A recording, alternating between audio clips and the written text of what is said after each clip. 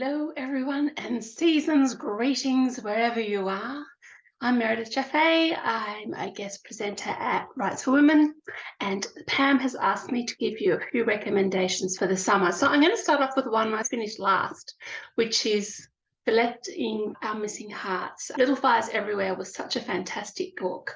I couldn't wait to pick this one up. It's very different. It's dystopian and quite chilling, I must say. And it's interesting to get to the author's note and read some of the research, but highly entertaining and really thought-provoking and beautifully written. So that's one of my first recommendations.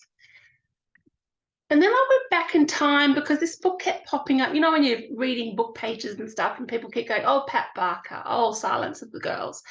And eventually, one of those days, went, I'm just going to grab it. And I'm so glad I did. This book is amazing. This is completely amazing.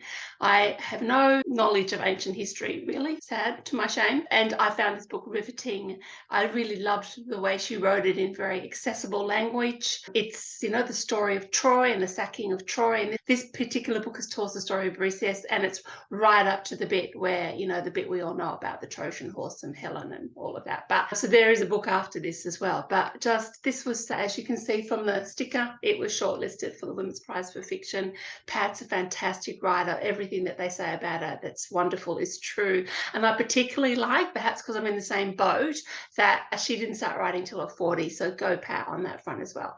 Totally engrossing. You won't put it down. Loved. I know that Michelle Baracos already put this book up, but I just loved Willow Man. And I would say, expanding on what I've already said in the interview I did with Simpson for Rights for Women, I'd say that, yeah, it's really a book about craftsmanship, and not only bat making, not only cricket playing, but also writing. It says a lot about writing, this book, and you can see that she's pondered those eternal questions about how much you must dedicate and with no guarantees of success, and a sense of futility at times, obviously lots of setbacks and all that. But it is definitely not a book about cricket in the sense that if you hate watching the cricket, you go, oh, I'm not going to read it, I hate watching the cricket. No, it's not that book, don't worry. It's a book about relationships. And also, I must say that the main female lead in this, Todd's sister, Liv, is fantastic as well. So I really do, if you like a lyrical book, Ingrid always has great nature writing as well. She has a wonderful turn of phrase,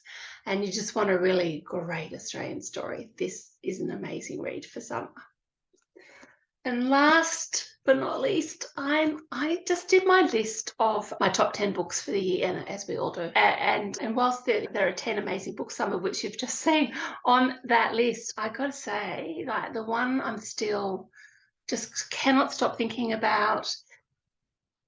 It just won the Times in the UK, the Times Book of the Year. It was shortlisted for the Women's Prize for Fiction. Everything Charlotte Mendelsohn writes is pretty much shortlisted or longlisted for the Booker, the Women's Prize for Fiction. So can the woman write? Yes. This is the second book of hers I've read. I can't wait to actually read it for the third time in the holidays, because I just am blown away by the writing. It's very funny. It's very dark. It's about a marriage where they're both artists, and she is overshadowed by her supposedly husband's enormous talent.